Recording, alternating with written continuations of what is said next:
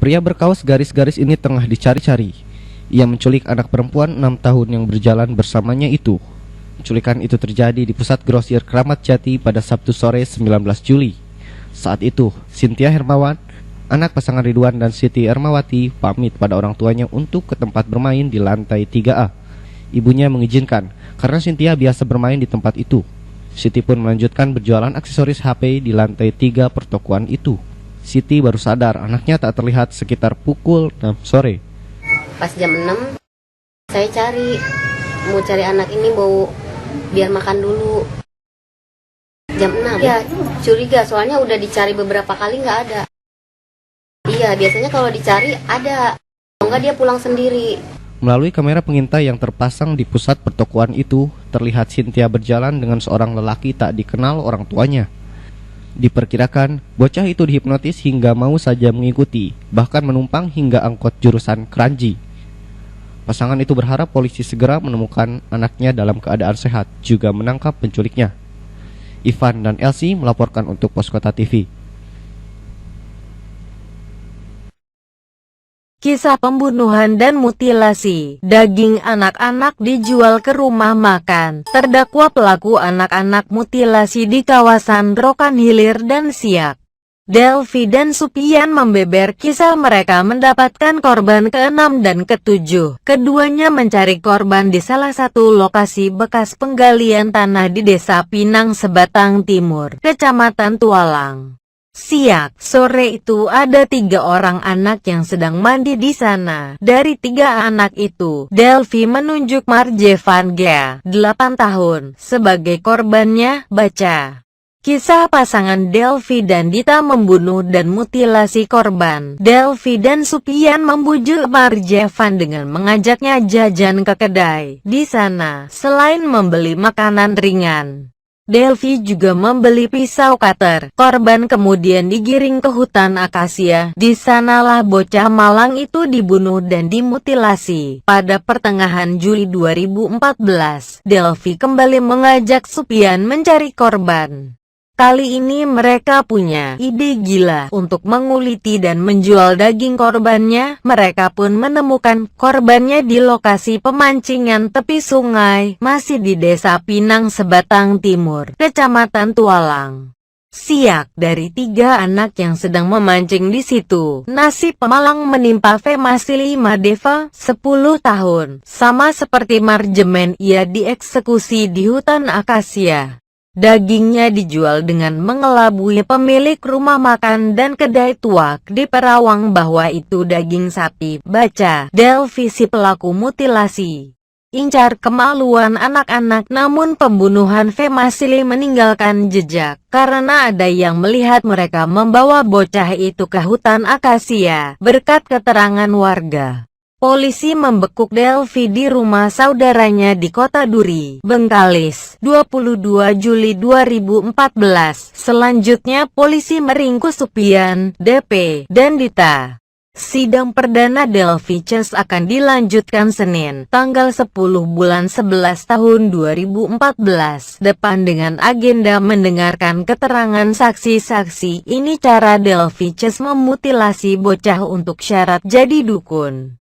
3 orang pelaku pembunuhan disertai mutilasi terhadap 6 bocah dan 1 pria dewasa, yakni M. Delvi dan mantan istrinya, Dita Desmalasari, sudah divonis hukuman mati oleh Majelis Hakim Pengadilan Negeri (PN) Siak, Kamis, tanggal 12 bulan 2 tahun 2015 yang dipimpin Sortarian Neva SH.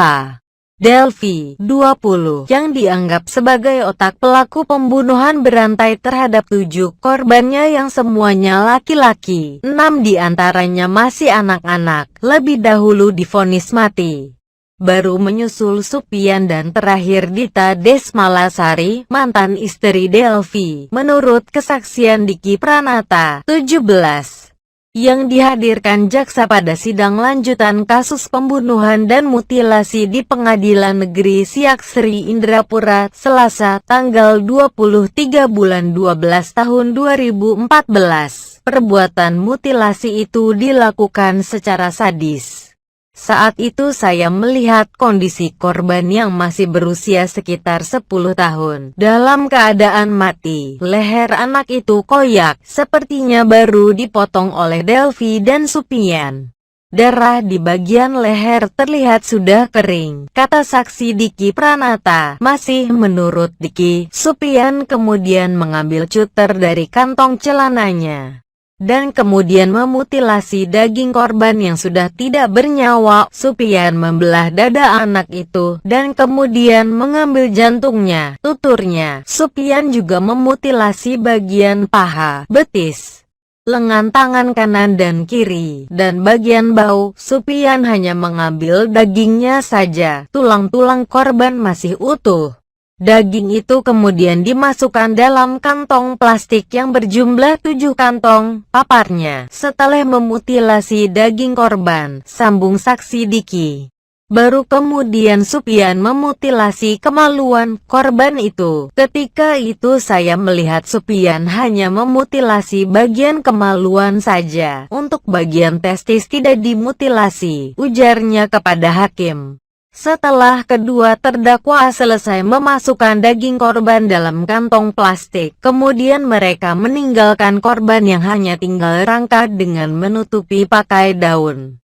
Keluarga korban berharap vonis hukuman mati tak berubah saat banding. Miss Narni Anggraini, orang tua Randy Hidayat, korban mutilasi, sangat bersyukur Delvi Ces akhirnya dipidana mati oleh majelis hakim yang diketuai Sortarian Neva SH. Sejak awal mengikuti sidang tampak gontai.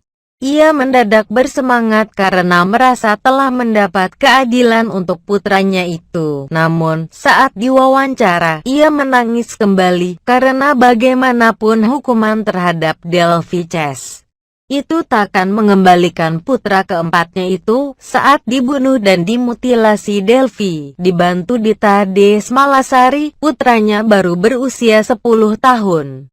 Saya mengucapkan terima kasih kepada majelis hakim yang telah memberikan rasa adil bagi keluarga kami, kata Misna saat ditemui usai sidang di Pengadilan Negeri Siak, Kamis, tanggal 12 bulan 2 tahun 2015. Menurut Misna, pidana mati merupakan hukuman yang patut diterima Delvi, 20, Dita, 19 dan Supian, 27, karena perbuatan keji ketiga orang tersebut sudah menghancurkan perasaan dia dan keluarganya, serta keluarga para korban lainnya. Saya akan sangat kecewa kalau seandainya tidak hukuman mati, tapi majelis hakim cukup bijaksana, kata Misna yang akrab disapa Uni itu. Ia menceritakan, psikologis keluarganya masih guncang sampai sekarang. Suaminya masih syok, sehingga tidak sanggup datang ke gedung pengadilan negeri Siak mengikuti sidang putusan. Begitupun terhadap 4 anaknya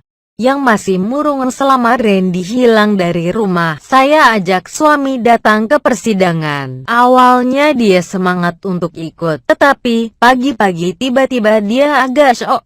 Saya juga khawatir kalau dia mengendarai motor ke Siak, ungkapnya. Sementara ia sendiri menumpang dengan kendaraan rombongan wartawan dari rumahnya yang berada di Desa Pinang Sebatang Timur, Kecamatan Tualang, Perawang. Dia mengatakan akan mengawal upaya ketiga terdakwa mengajukan banding ke Pengadilan Tinggi Pekanbaru. Ia berharap vonis mati tidak berubah. Saya sangat yakin Pengadilan Tinggi tidak meringankan hukuman mereka karena perbuatan mereka benar-benar sangat kejam sekali, katanya. Tribun Pekanbaru cetak, Dita membuka celana korban lalu memotong kelamin dengan pisau cutter. Dita Desmalasari, yang ikut andil menghilangkan nyawa 3 dari 7 korban, sempat berharap majelis hakim tidak menjatuhkan hukuman mati, sebab jaksa penuntut umum sebelumnya menuntut Dita dengan penjara seumur hidup. Alasan jaksa, Dita ikut melakukan pembunuhan di bawah tekanan Delvi, yang kala itu terikat hubungan suami istri.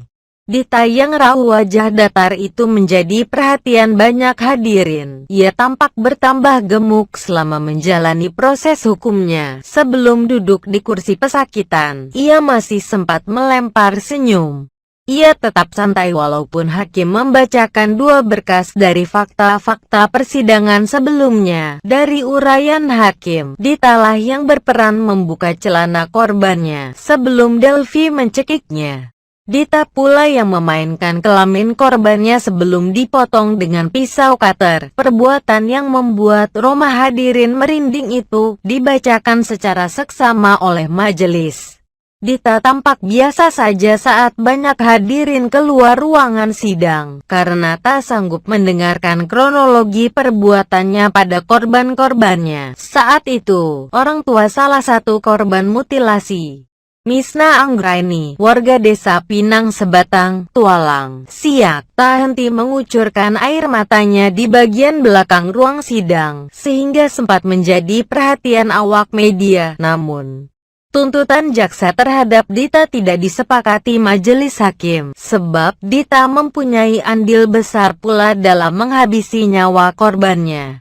Sehingga tak ada keterangan saksi dan fakta persidangan sebelumnya yang dapat meringankan. Dugaan itu akhirnya benar. Dita lalu divonis mati. Setelah berdiskusi dengan penasehat hukumnya, Dita juga mengajukan banding. Apakah sikap kamu dengan putusan itu? Tanya Hakim Sorta. Banding, sebut Dita setengah berbisik. Banding, ya, banding. Waktunya 7 hari ya, ulas Hakim Sorta. Tribun Pekanbaru cetak.